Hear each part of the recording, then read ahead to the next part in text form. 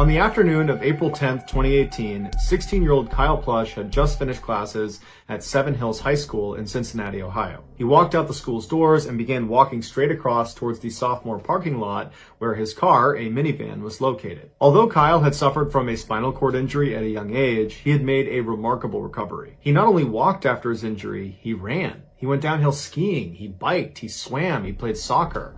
But of all the sports he enjoyed playing, tennis was his favorite. He had joined the high school tennis team and had become one of their best and most popular players. That afternoon, he had a match scheduled, so he needed to get into his minivan and get out his tennis racket and his tennis shoes. And so he made it to the vehicle a little bit after 3 p.m. He slid open the door, he threw his backpack inside, and then he climbed towards the third row back seat of the van where his sneakers were sitting on the bench seat. And so he got to the third row, he turned around and sat down facing the front of the minivan. He took off his school shoes, put on his tennis shoes, and then he got up onto his knees and turned around. So he's facing the back of the van, his knees are on the third row seat, and he began reaching down into the trunk to reach for his bag that contained his tennis racket. And as he was reaching, the third row itself, what he was kneeling on, flipped backwards, dumping him headfirst into the trunk, except all of Kyle's body did not just go tumbling into the trunk space. Instead, his upper half made it about halfway down. He tumbled with the seat, and then he got stuck upside down when the top of that third row seat caught his chest and pressed it up against the back hatch of the van. And so Kyle's upside down, his hands are free in the trunk space, but they're too close to the ground where he can't really press himself out of this position he's in. And this third row seat that's come loose and trapped him like this, it's not locked in position. And so if he goes up at all, the seat goes with him. If he comes down at all, the seat comes with him. And so even trying to push himself back out again, he wouldn't be able to clear the seat because it would just come with him and then come back down again. And so he probably looked for places to pull himself down, hoping that might be a way to clear the obstruction, but there was nothing to grab onto, and his lower half would not have been able to slip through that gap even if the seat was stationary, because no person is supposed to get through that tiny little gap. There was also no inside handle on the back hatch that Kyle could have grabbed and potentially opened the back door. And so he was entirely reliant on somebody showing up and opening the trunk to get him out. But the scariest part of this situation was that loose third row that came forward and trapped Kyle against the back of the van, it weighed nearly 100 pounds and it was driving against his chest. And so he would have had to fight with every breath he took in, pushing up that 100 pounds just to get a marginal breath. But worse than that, if Kyle didn't constantly put air into his chest and keep it full and inflated and strong, that seat would literally crush his chest and kill him. Kyle knew he had to find a way to signal someone that he was in this car. He couldn't reach his phone because it was up in his pants pocket, and that meant getting up around the obstruction, and he couldn't do that. But he had a smartphone and he knew he could use voice-assisted calling. And so at 3:14 p.m., he used his iPhone's voice assistant, Siri, to call 911. As soon as the dispatcher picked up, Kyle was frantic and he was yelling, "Help, help, help, I'm trapped in a minivan in the Seven Hills parking lot. Someone needs to get me out."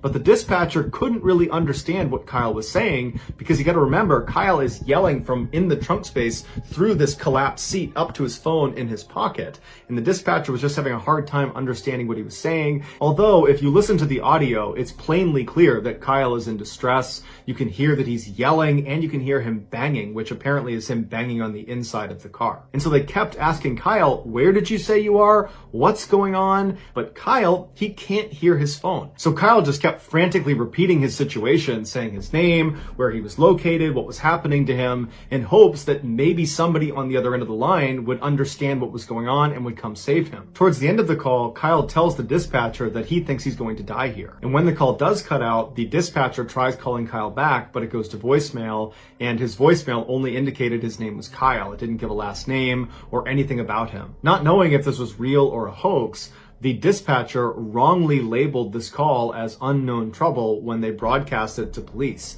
And the dispatcher did not communicate that Kyle was obviously in distress. He was screaming and banging on something throughout the call, and even referenced that he thought he was going to die. Had the dispatcher given Kyle's call a higher priority, fire and rescue would have been alerted, and they could have used their advanced mapping technologies to pinpoint where Kyle's cell phone was, and they could have found him that way. Instead, local police were sent to the Seven Hills High School area to go look around the different parking lots that this caller could have been in. But there was nearly a dozen of these parking lots associated with the high school, making it a huge search area. And again, these police officers were not even aware what they were looking for. They were looking for unknown trouble associated with some caller somewhere around this huge high school. And so the police show up and begin kind of meandering through all these parking lots, staying in their vehicle, just kind of looking around, and they don't see any problems. Although in reality, they were right near Kyle the entire time. At 3:35 p.m., with the police still patrolling the parking lots around the high school,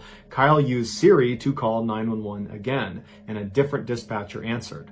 Now, at this point, it's been 21 minutes since Kyle's first 911 call, and so the weight of that third row is becoming unbearable. His voice is very weak, it's very faint. You can tell he has labored breathing, and every word is punctuated with a long silence as he tries to get out anything he can to try to help himself. And one of the things he says to the dispatcher as soon as they answer is, "If I die, I need you to tell my mother that I love her." And then there's a silence. And Kyle asks them, "Can you hear me?"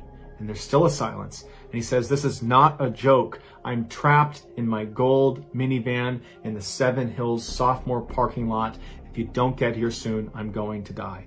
There's another silence. And then Kyle says, "Hey Siri." And then there's silence. And he says, "Hey Siri," again and again and again. And then it goes silent. The second dispatcher had heard Kyle on this call, but for some reason did not relay to the patrolling officers in the area Kyle's dire situation or his exact position, that he was in this gold Honda Odyssey in the sophomore parking lot. For some reason, that was not communicated to those officers. And so 2 minutes after the second 911 call ended, those two officers left thinking there's nobody here, there's no trouble, and that was it. Kyle was left all alone. 6 hours later, Kyle's father went out looking for him after he didn't come home from his tennis match, and he found his son's minivan parked in the sophomore parking lot at the high school, and when he went up to it, it was too late. His son was still trapped upside down in the back in the trunk, and he had died after the third row had finally crushed his chest, causing him to asphyxiate. Kyle's family is in the middle of a wrongful death lawsuit filed against the city and several employees, and so the legal outcomes of this case are still pending. In 2008, 22-year-old Julian Buchwald was living in a small rural town in southern Australia called Budgeree. He lived there with his parents, who owned a small house on a massive 1,200-acre plot of land, which for reference is about 2 square miles. However, this land was made up mostly of thick brush and forested areas, so for the most part, they just stayed close to their actual house. However, there was a waterfall deep into the woods on their property that periodically they would go to visit. Less than a 20-minute drive north of Budgeree was another small rural town called Churchill, and in that town was Julian's girlfriend, 17-year-old Carolyn Watson, who also lived with her parents. The young couple had met 2 years earlier at the church they both went to. They were both very devout Christians, and their plan was to get married the next year when Carolyn turned 18 and was done with her studies. On Tuesday, March 4th of that year, Julian and Carolyn decided to go out and have a picnic lunch at the waterfall on Julian's family's property. So early that afternoon, Julian left his house, he hopped in the family car, he drove north to Churchill, he picked up Carolyn, and then he drove her back to his family's property, where he turned onto a dirt road that would take them into the forest to the waterfall. At some point along this short, bumpy road through the forest, Julian was looking out ahead of the car when he spotted what looked like roadkill on the side of the road. And this roadkill, it looked bigger than he was used to seeing in this area. And so he stared at it as the car kind of rolled past it. And right after they had driven past the roadkill, he turned to Carolyn and said, "Hey, there's some really weird roadkill on the side of the road right over there." And so Carolyn, who really didn't care, she kind of slowly looked up and turned around and looked, but she didn't see it. And then after that, the two of them did not discuss the roadkill any further. And so Julian just continued to drive along this dirt road until the road kind of opened up into this big clearing, and in the middle of this clearing, which was basically this field, there was a small pond with a 10-foot high waterfall feeding into it. This was the waterfall. And so Julian parked the car right at the end of the dirt road, right on the edge of this clearing, and he and Carolyn got out. They went around to the back of the car, they got their picnic supplies out of the trunk, and they set up their picnic lunch right on the edge edge of this pond looking up at this waterfall. And they were there for about an hour, just kind of enjoying each other's company. And then around 2:30 p.m., they realized it was time to go because they had told their family they'd be back by 3. And so they packed up all of their picnic stuff. They went back to the car. They put it back in the trunk. They hopped back inside the car. Julian turned it on. He turned the car around, and they began driving back down the dirt road that had brought them in. And as soon as they began driving down this road, Julian remembered the strange roadkill he had seen on their way in. And he decided that he wanted to stop and get out and actually go up to it. And so as they're driving along, he looks over at Carolyn and says, "Hey, do you mind if I stop the car when I see the roadkill so I can go look at it?" And Carolyn looked at him and she's like, "Okay, but remember, we have to be back by 3 p.m. That's what we told our families, so please be quick." And so Julian said, "No problem." And so he continued driving along, scanning for this roadkill. But after driving for several minutes, he had not found the roadkill yet. And he started to become worried that he had just driven past it without realizing it. And so he stopped the car. They're pretty close to the end of this dirt road. They're almost back to Julian's property. But he stops the car right in the middle of this dirt road. And he turns to Carolyn and says, "Hey, I think I drove past it. Do you mind if I just hop out and run back?" And so Carolyn was totally annoyed that this roadkill viewing was really becoming quite involved. But she says, "Okay, go. But again, you got to be quick because, it's almost 3 p.m. And so Julian kind of grinned at her. He put the car in park and he hopped out, he turned, and he began jogging back down the road in the direction of the waterfall. And after jogging for maybe 30 seconds or so, the road had turned to the right. And so from where he was on the road, if he turned around, he would not have been able to see his car or Carolyn. He was kind of deep in the thick of this forest. But he knew, this road is not very long, and so I'm sure the roadkill has got to be up here somewhere. And so he decided he would just continue running back along this road for maybe 1 or 2 more minutes, and if he didn't find the roadkill by then, he'd just have to give up, turn around, and head back to the car. And so he began jogging, continuing towards the waterfall on this dirt road, and sure enough, after about a minute, he spots off to the side the roadkill. And so he runs up to it, and right away he sees it's this huge animal that's right on the side of the road. There was a branch from a tree that had kind of obscured the carcass a little bit, and he figured that's why on the return trip he hadn't seen it, because this branch was kind of blocking it from view. And so standing over it, still not even sure what it is, he reached down and he moved the branch, the tree branch, out of the way to get a better look at this big dead animal. And right as he did that, everything went black. A few minutes later, Carolyn, who was still sitting in the car waiting for her boyfriend to come back, looked at her watch and realized it was getting really close to 3 p.m. and still Julian was not back yet. And so feeling kind of annoyed with him, she sat up in her seat and turned around and looked out the rear window of the car, expecting to see Julian come bounding down the road toward her. But when she looked out the back window, all she saw was this dirt road that kind of bent off to the right out of view and thick trees everywhere. Her boyfriend is nowhere to be seen. Annoyed, she turned back around and sat facing forward again, but began periodically looking in the side view mirror, expecting Julian to pop up at any moment. But after several more minutes went by and still Julian had not come back yet, her annoyance turned into concern. Was Julian actually okay? And so she decided, it's almost 3 p.m. now. We got to get back. I need to get out and actually go investigate and see what's going on with Julian and this roadkill. And so she opened her car door. She stepped outside. She stood up. She turned and she looked down the road in the direction it turned to the right towards the waterfall. And she froze because there was something standing right in the middle of the road that her brain simply couldn't process. She wanted to turn and run. She wanted to scream for help,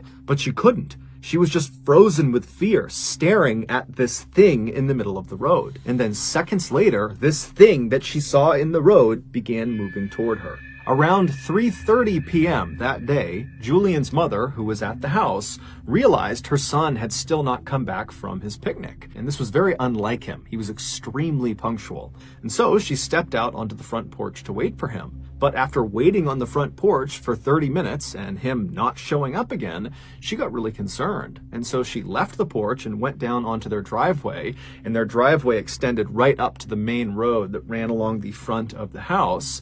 And when she reached the top of her driveway, she just turned and watched down the main road, waiting for her son to come back. because in order to get to the waterfall, you had to get on this main road and then turn onto that dirt road that was a little ways down this main road. And so she's just standing there looking down the road, waiting for her son, but he's still not coming out of that dirt road.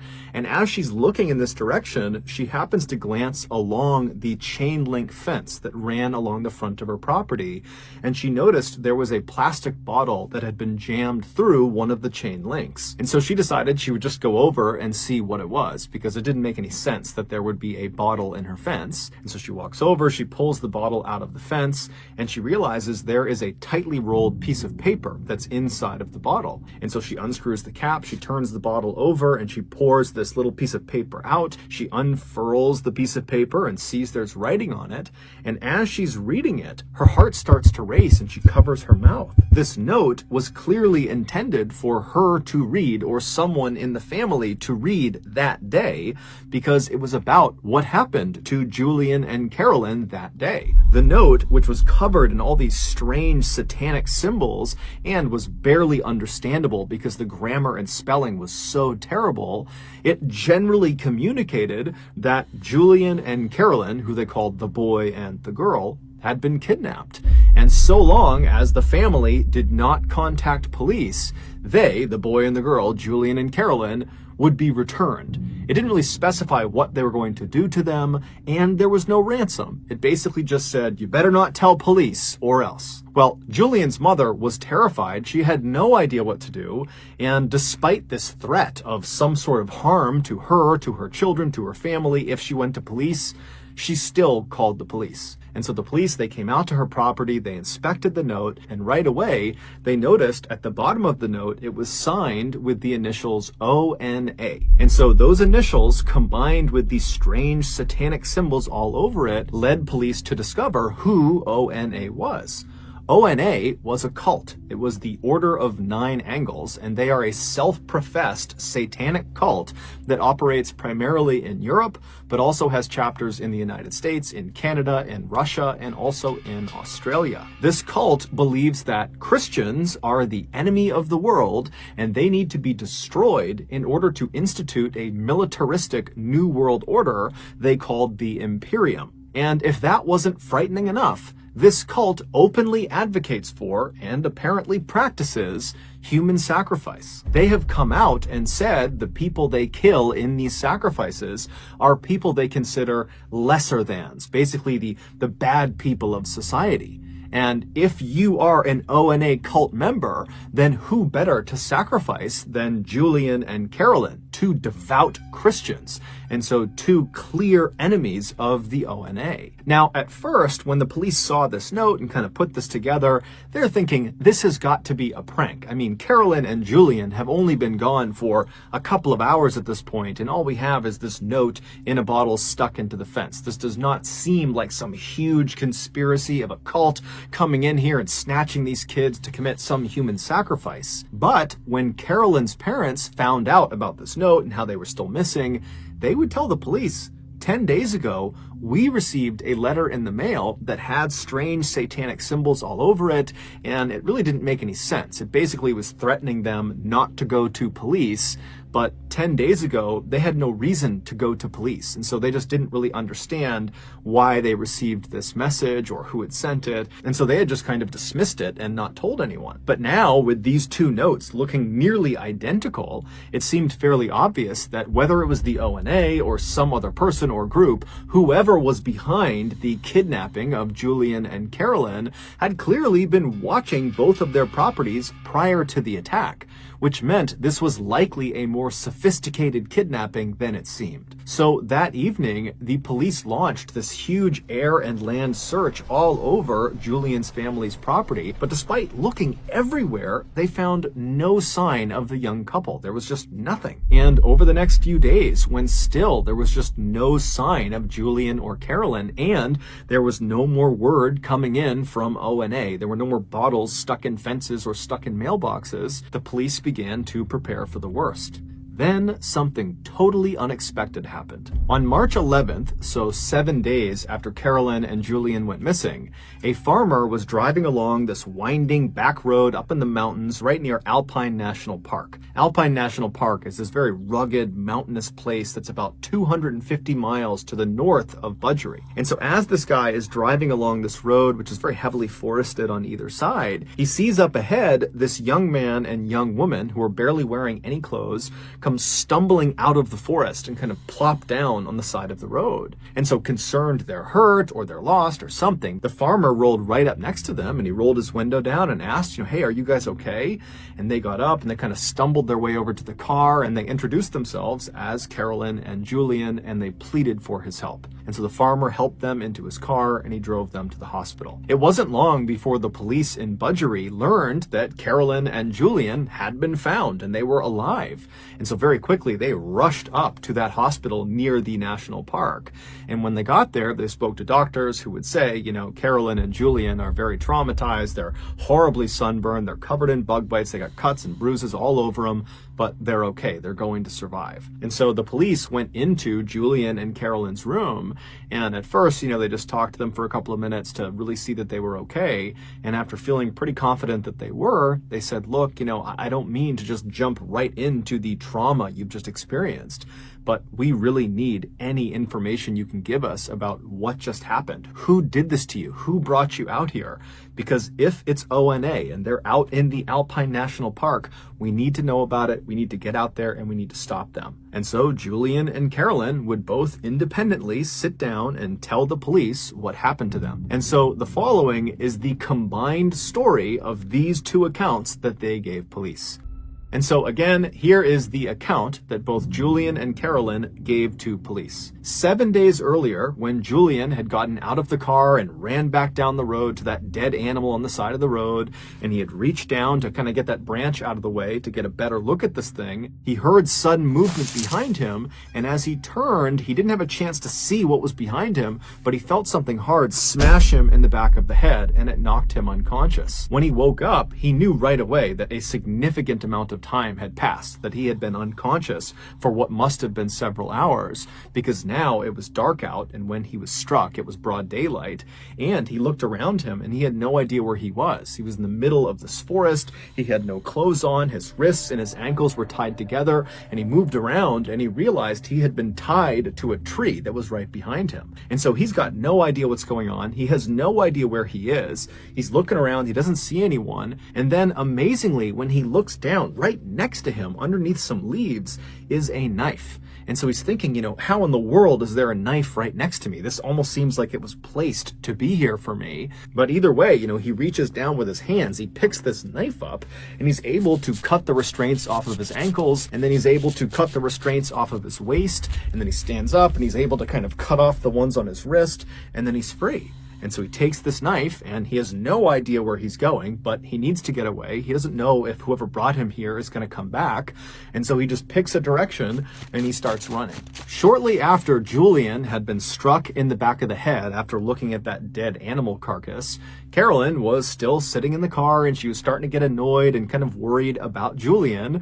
And so she gets out of the car, she stands up, she turns, and she looks down the dirt road where it kind of bends off to the right. And standing in the road, maybe 10 feet away from her, is this man wearing all black. He's got a black balaclava over his face, and he's looking right at her. And so she's so scared, she's just frozen to the spot. And then this guy charges her, he tackles her to the ground, and then once she's on the ground, he rips all her clothes off, and then he binds her wrists, her ankles, he ties them together, so she's hogtied, and then he puts a blindfold around her eyes. And so she's lying on the road, she can't move, she can't see anything, and she hears her attacker run off down the road. And then a couple of minutes later, she hears a car approaching and it stops right near her. And then she hears the sound of a car door opening, someone walking up to her, and then they pick her up and they put her in the trunk of this car. They shut the trunk and then the car kicks into gear and it starts driving away. And so for hours and hours, she lay in the trunk in this horrible position where the circulation to her wrists and to her ankles were cut off. And so she's getting shooting pain in her limbs, and it's totally uncomfortable. And then after several hours, the car eventually turns on to some really bumpy road, and then it comes to a stop. And then she hears the sound of the driver open the door. They walk around to the back of the car. The trunk pops open. And then this person pulls the blindfold off of her eyes. And she sees, even though her eyes are taking a second to adjust, that it's the man with the balaclava on. And he picks her up and he throws her on the ground. And then after he shuts the trunk, he walks over to Carolyn and he grabs her by the wrists and he begins dragging her into the woods. And so as she's being dragged, Carolyn is thinking, I'm about to be killed somewhere in the middle of the woods. There's nothing I can do. I can't go anywhere. I can't do anything. And after several minutes of being dragged, she gets dropped. And then this man with the balaclava, he walks back to the car and he gets a shovel. And when he walks over to her, he makes a special point of showing her the shovel. And then he rolls her onto her side so she's positioned in such a way that she can see what he's doing. And then right in front of her, he takes that shovel and he begins digging a hole in the ground. And so Carolyn's watching him and she's thinking, he's digging my grave. And so for several hours, Carolyn just laid there wondering what was going to happen to her as this guy dug this hole deeper and deeper into the ground. And then finally, when the hole was apparently deep enough, the guy got out of the hole, he dumped the shovel, he walked over to her, he picked her up, and he threw her into the hole. And so Carolyn at this point is literally anticipating death at any moment. She doesn't know how he's going to kill her, but she thinks it's going to happen any minute. And so she wriggles herself onto her knees and does the only thing she can think to do, which is just to pray. And so as she's sitting there kneeling and praying, she hears the sound of her attacker walking off. Now, the hole was deep enough that she actually could not see where he was going, but she could clearly tell he was walking away. It was almost like her prayer had been answered, that this guy was going to leave her alone. But even with this guy potentially gone, she was still in a perilous situation because she's stuck in this hole. She can't go anywhere. She's still tied up, and the temperatures are dropping rapidly, and she's got no clothes on. After Julian had managed to free himself from his restraints with that knife that he found, and after he had turned and just started running in a general direction, he had begun yelling out for help. He knew that by yelling out, he very likely could be alerting the person who had brought him here. But he's thinking, it's freezing, I don't have clothes on, I have to get help right now. And maybe Carolyn is out there. And so he's just kind of yelling out for help.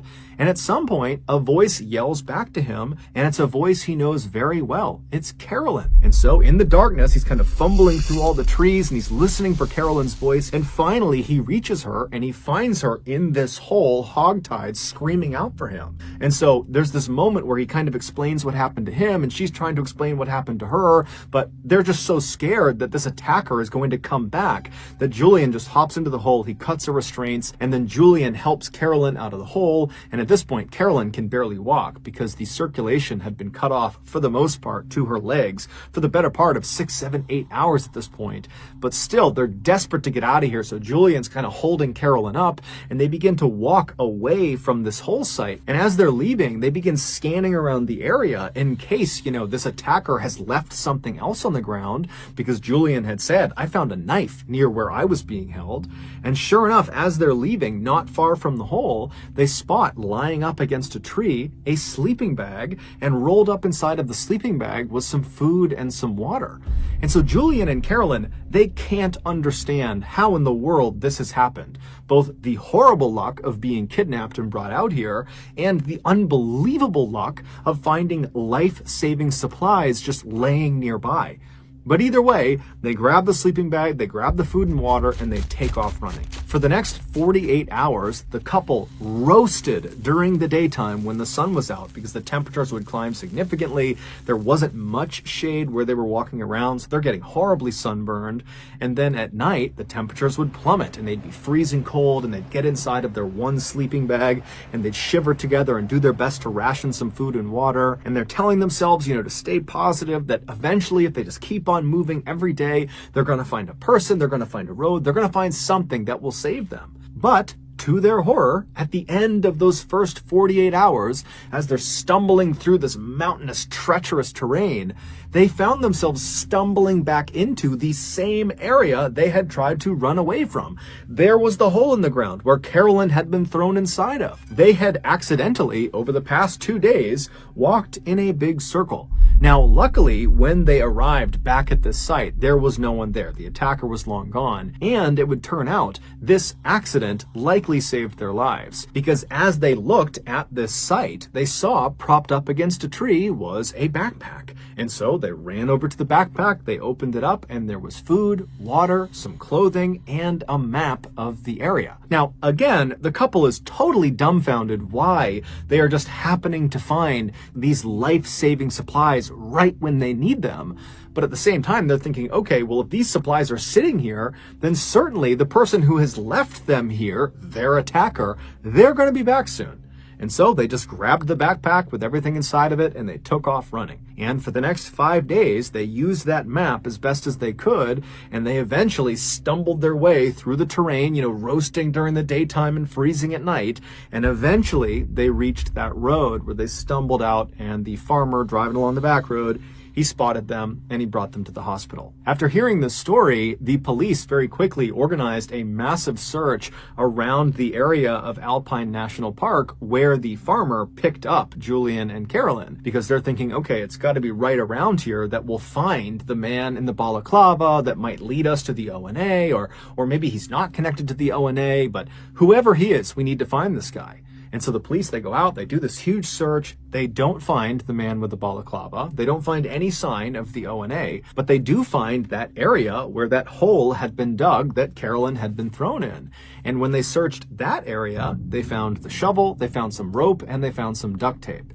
And when they brought that in to be examined, they couldn't believe what they discovered. All of those items belonged to Julian, which meant either the kidnapper had taken all of these supplies from Julian right before going out and perpetrating this kidnapping, or, much more likely, Julian had supplied these things to the kidnapper and so was involved in some way in this kidnapping. And so the police went to Julian and confronted him with this information and said, "You're not telling us everything because these are your items." And at first, Julian would completely deny any accusations that he had anything to do with this. But after some very serious police pressure was put on him, he cracked. The following is the real story of what happened. Back on March 4th, so the day that Julian and Carolyn went missing, Julian, after picking Carolyn up, they made it onto that dirt road that led into the forest towards the waterfall, and as they're driving along, Julian claimed to have seen some roadkill, some very strange roadkill on the side of the road. And so when Carolyn kind of turned around to look and didn't see it, Julian made it seem like, oh, well, we drove past it, that's why you didn't see it. But in reality, there was never any roadkill. That was completely made up. There was no roadkill. All Julian was doing was creating something that would allow him to then get out of the car at the end of their trip. And so they drive the rest of the way into the waterfall, they have their picnic, they turn around, they head back, and then again, Julian says, "Hey, Carolyn, do you mind if I, get out to look at the roadkill?" And so she says yes, and then he acts like, "Oh, we must have driven past it, so I need to get out and run back if I want to go see it." So Carolyn, she's not thinking it's totally strange. She says, okay, and so he hops out and he runs his way, he goes around that curve in the road, out of sight. There's no roadkill. Instead, he makes his way to a tree where days earlier he had stashed his all-black outfit, his black balaclava, and his knife, his shovel, his rope, his duct tape. It was all stashed in this spot that was going to be out of view of where Carolyn was. And so after getting all dressed up, he turned and began walking back towards Carolyn and his car. And when he turned the corner, he saw Carolyn was already standing outside of the car. And so he charged her, he tackled her to the ground, he ripped her clothes off, he hogtied her, he threw her in his car, and then he got all of his supplies, he threw those in the car too, and he began driving away. And for 6 hours, he drove north all the way up to Alpine National Park, and then when he got there, he found a road that would kind of go off the trail a ways into the forest, at which point he opened the trunk, he pulled Carolyn out, he threw her on the ground, he dragged Carolyn into the woods, and then with her blindfold off, he made sure to show her the shovel, and he began digging that hole to give her the impression that he was going to kill her and bury her. He really wanted her to be totally terrified. And then after after he had dug this hole, he dumped her into the hole. And then when she couldn't see what he was doing because she's deep inside of this hole and she's all tied up, he ran away. And when he was far enough out of view, he took off all of his clothes and kind of stashed it near a tree. And then completely naked, besides his knife, which would be his alibi for how he had gotten free, he began moving back towards the site where he knew Carolyn was in this hole. And then after waiting a little bit, he began yelling out for help. And then she heard it. And so she yells back to him, "No, Julian, I'm over here." And so Julian goes to the sound of her voice. And then when he sees her, he pitches her this ridiculous story about how he was tied up over there, but he found this knife and he was able to cut himself free. And look, I'll cut you free. Oh, the attacker's going to come back soon. And so he helps her out of the hole. And oh, look, they left a sleeping bag and some food and water. Let's go. And so he grabs the supplies and they head off into the bush. Now, the whole time over the course of these 7 days, Julian knew exactly where he was. And so when they accidentally went in a circle and arrived back at the site where the hole was and then found that backpack that had more food and more water and some more supplies, that was intentional. That was not an accident. He had left the backpack there, and so that's why they had doubled back. And then 5 days later, after scampering through the wilderness, they magically found the road. But again, Julian knew where the road was. He had intentionally stayed out for the days that they were out there. And so after Julian tells the police all this, they say to him, was Carolyn in on this? I mean, did she know this was going on? And he said no. The whole time she believed they were getting stalked by their attacker. And if they ever caught up to them, they would be killed. And so the police are like, okay, well, why did you do this? Julian would say, he and Carolyn were both very committed to their faith and they both believed in not having sex before marriage. But over time, Julian had gotten to the point where he just couldn't wait any longer to have sex with Carolyn, and they weren't scheduled to get married for another year. And he just did not think he could wait a full year before they could finally have intercourse. And so he had staged this entire kidnapping in order to hopefully coerce Carolyn into having sex with him. And so while he and Carolyn were out on the run in Alpine National Park for those 7 days and nights, they were not wearing any clothes or barely wearing any clothes. And at night, they only had that one sleeping bag that Julian had intentionally staged in advance. He knew they would have that one sleeping bag.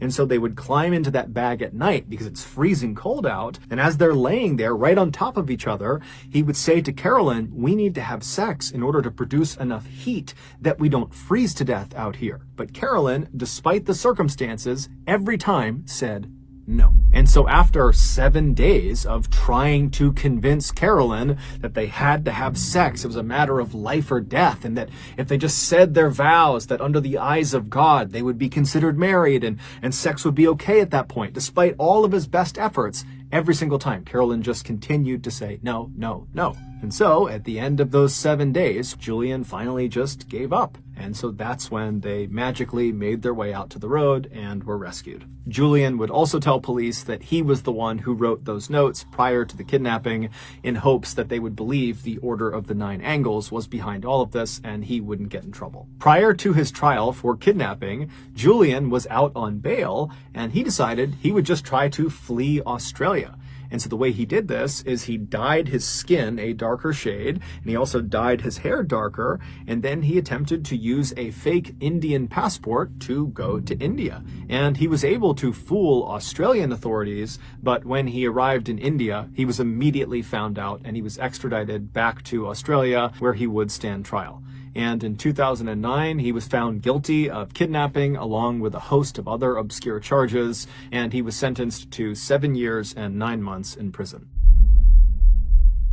In 1983, 23-year-old Tammy Ashcroft was engaged to 34-year-old Richard Sharp. The couple had bonded over their shared love of sailing, and generally they spent more time on the water than on land. In October of that year, a friend approached the couple and asked if they'd be willing to take their 44-foot yacht from Tahiti to San Diego. Though the trip would be over 4,000 miles long, significantly longer than any one trip either of them had ever taken on the open water, they both felt very confident in their seafaring abilities, and so they agreed to do it. The journey started out fine, but at the 2-week mark, when they were just north of the equator, they heard about a hurricane that could be making its way up to where they were going. And so even though they anticipated it would kind of peter out and actually not even hit them, they decided it was still in their best interest to try to sail completely away from the path of the storm to safer waters.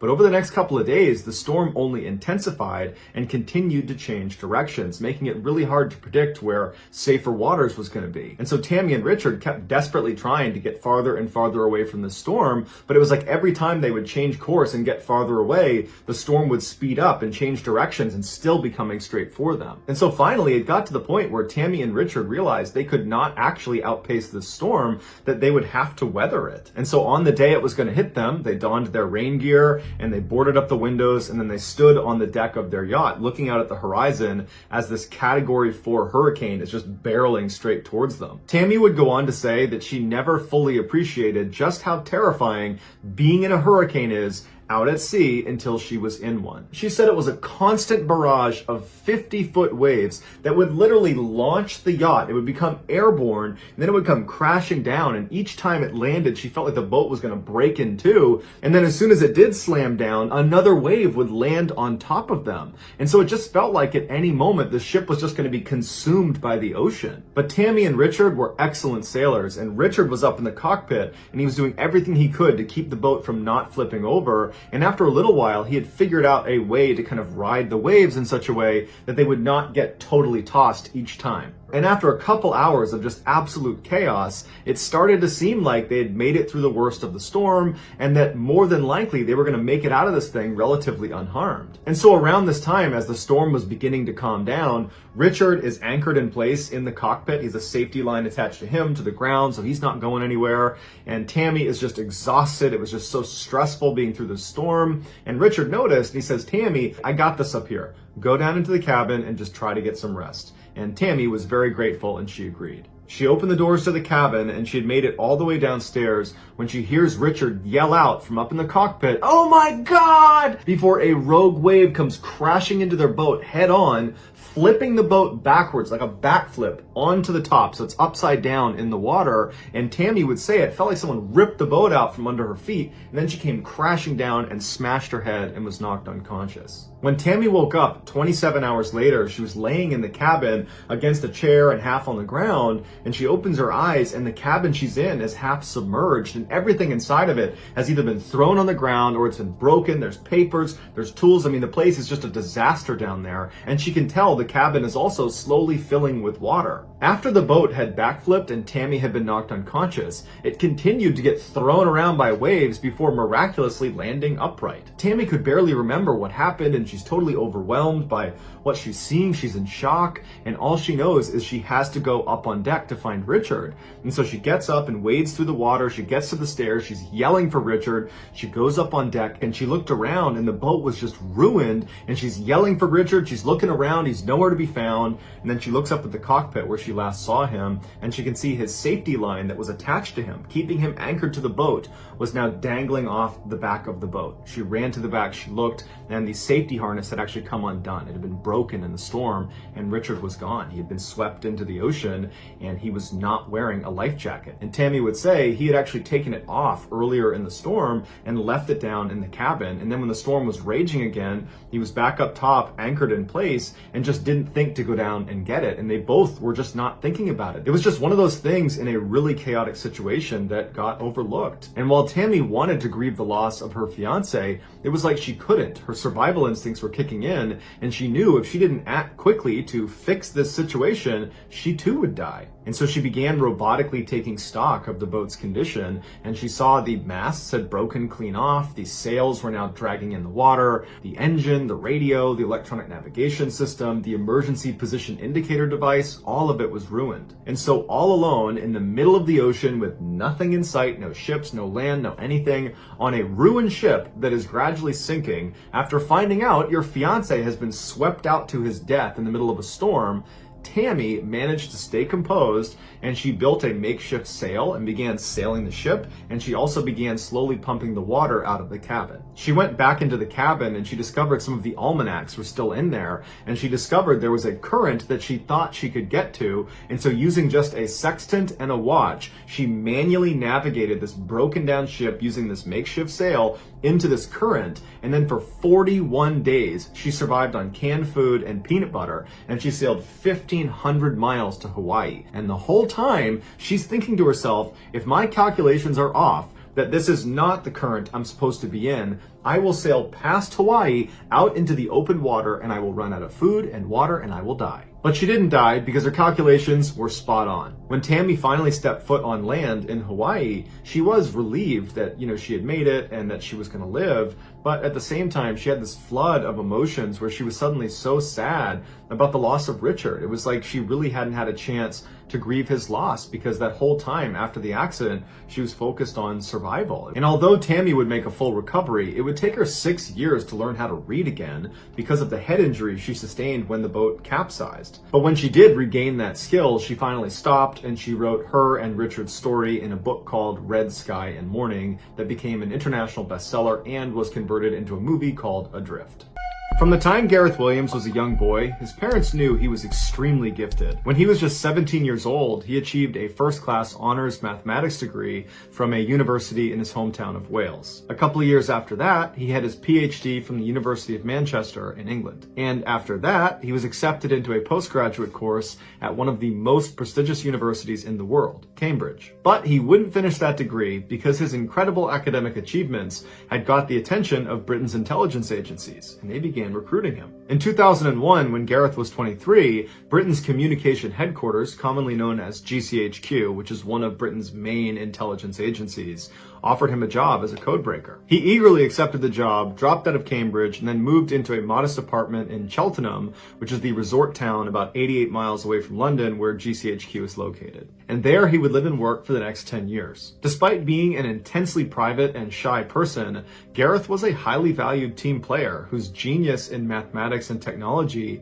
helped his group win a number of Britain's highest awards for international code breaking. In 2009, one of Britain's other main intelligence agencies, the famous Secret Intelligence Service, or MI6 for short, they were so impressed with Gareth that they offered him a job to come over and work for them. This was a very rare chance for Gareth to go operational and become a spy in the kind of Hollywood sense of the word. He would effectively become a real-life James Bond, and so he jumped at the chance. But shortly after taking the job and moving to London, he regretted his decision. He hated the intense competitiveness within MI6, the flashy cars and flashy lifestyles, and the pressure to go out and party with your coworkers every weekend. Gareth just wanted to do his job and then be left alone. At GCHQ, nobody cared he felt that way. But at MI6, this behavior made him an outsider. Before he left MI6, he took his annual 2-week vacation.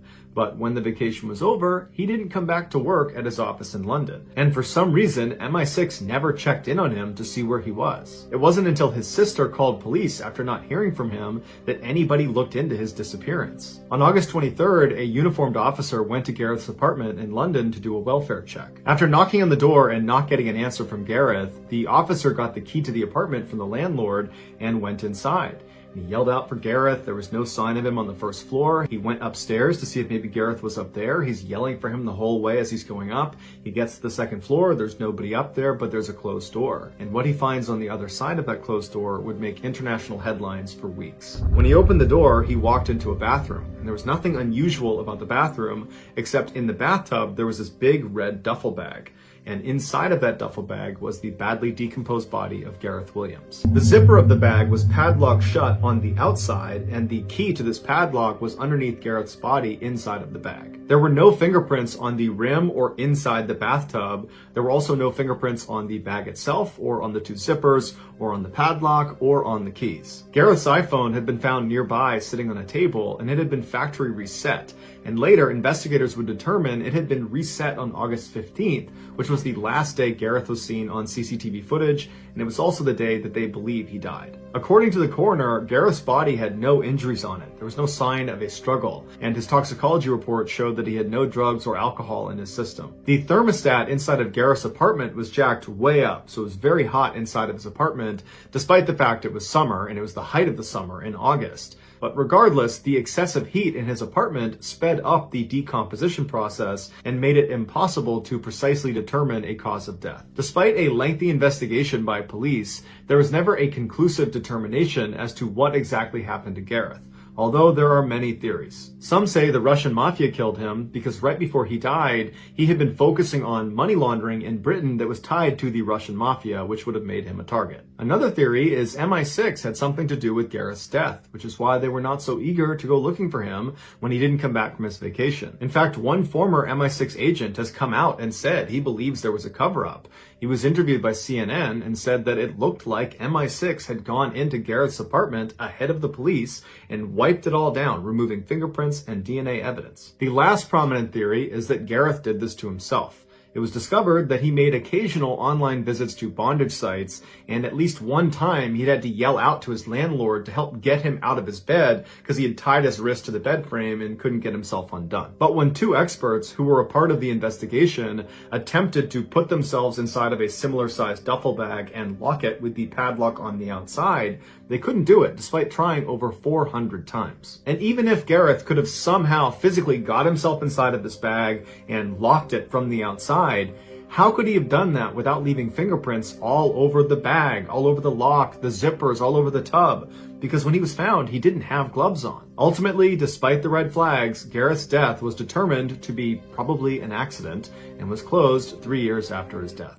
By 1985, the remote and extremely dangerous west face of the Ciula Grande in the Peruvian Andes was still unclimbed. But in 1985, two very ambitious climbers, 25-year-old Joe Simpson and 21-year-old Simon Yates, decided they were going to be the first to conquer it. And by all accounts, they seemed up for the job, having already conquered numerous difficult Scottish ice cliffs, as well as a number of large mountain faces in the Alps. So, in early June of that year, the pair flew to Peru, and they arrived at the base camp that was nearest to the Ciula Grande, but it was still 5 miles away, so they couldn't actually see what they were going to be climbing yet. On June 5th, when the weather was good enough, the pair left camp and worked their way around the huge lake, across the glacier, to the base of this cliff they're about to climb, and when they saw it for the first time, they couldn't believe how steep and dangerous it looked. But over the next 3 days, they managed to make it up this cliff despite a blizzard hitting them halfway through, and they reached the summit. To them, this was a crowning achievement. They had done it. They had written their names in the history books.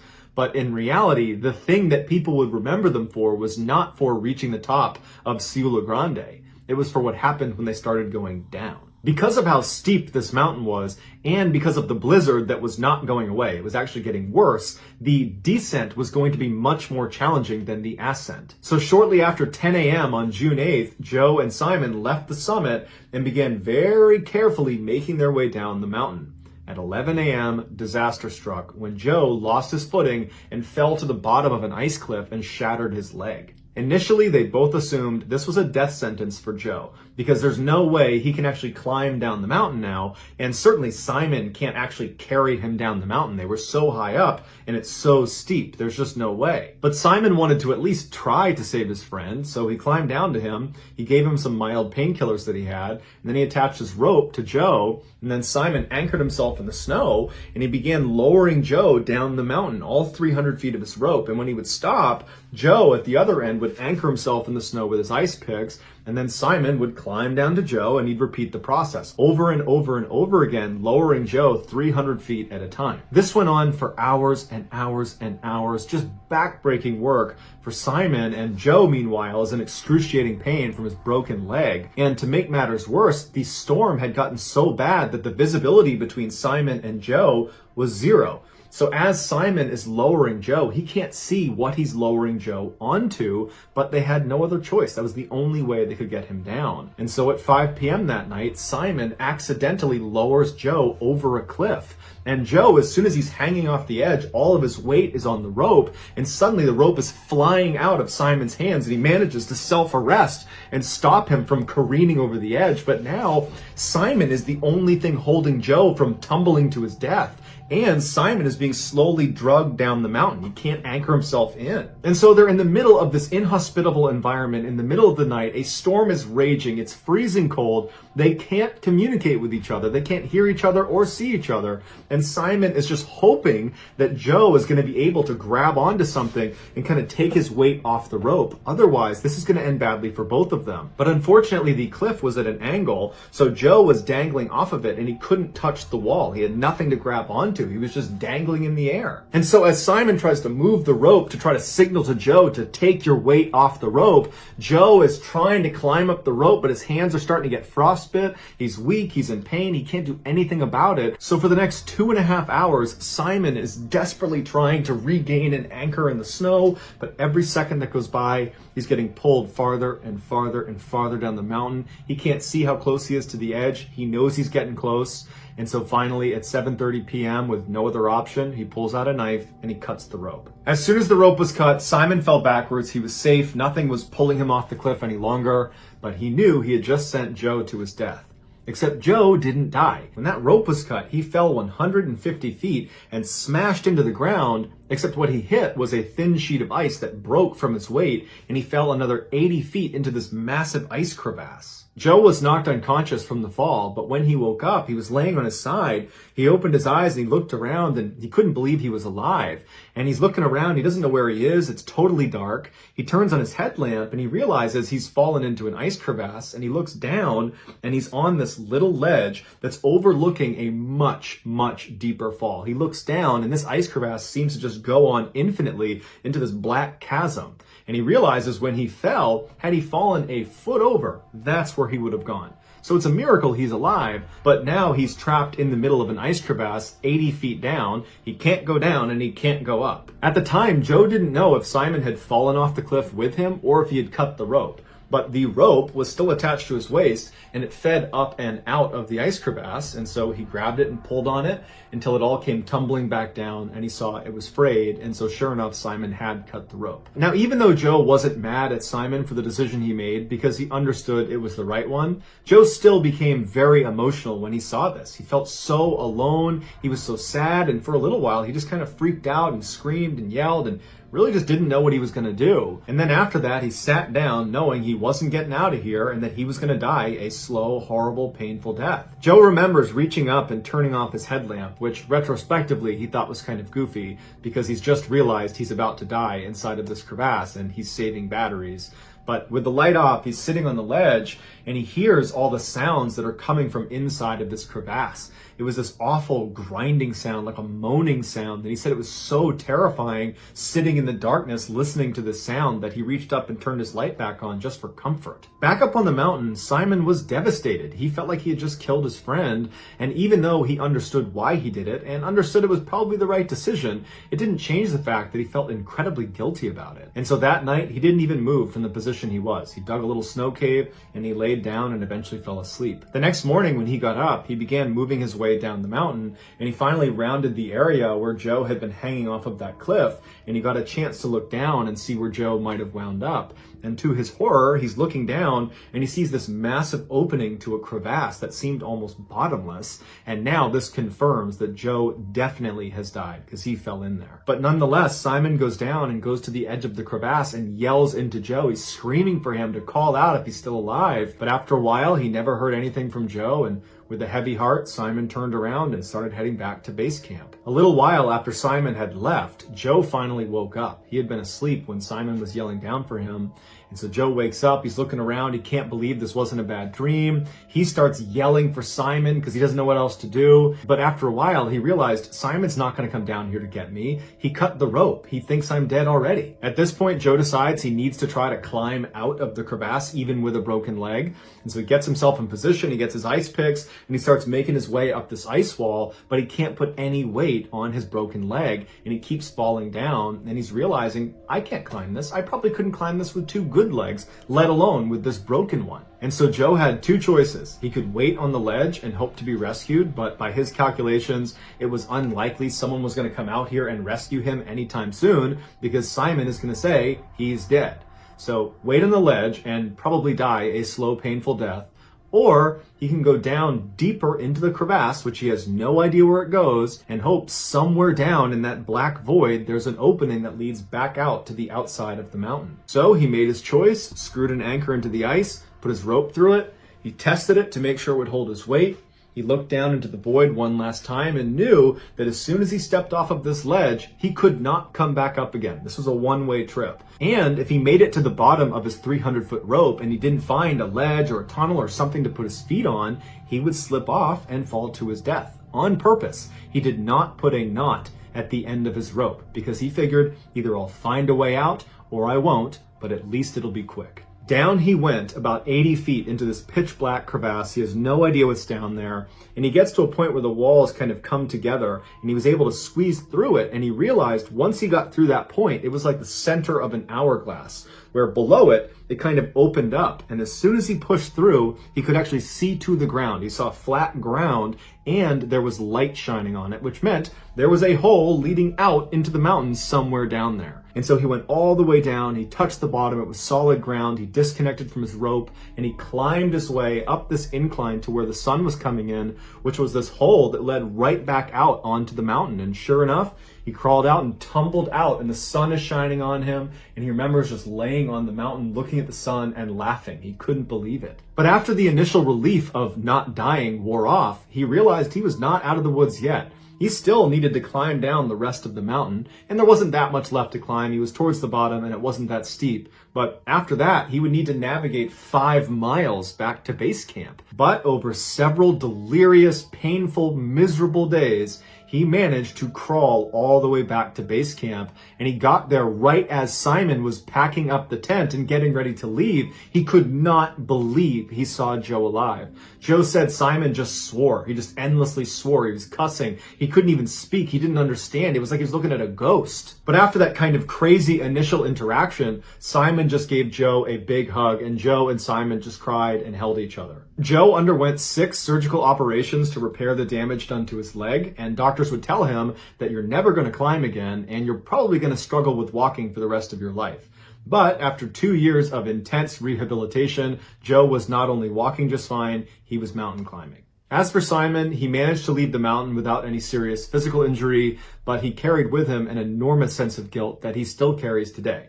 Joe consistently says Simon made the right decision. In every interview he does, he always makes sure to say, Simon is not at fault. It was an impossible situation. He made the right call. Joe wrote a book about the experience called Touching the Void, and it sold millions of copies worldwide and has since been adapted into a major motion picture. As for Joe and Simon, apparently they've drifted apart over the years, but they still consider each other friends. In 2013, 46-year-old Paul Baxter started feeling sick.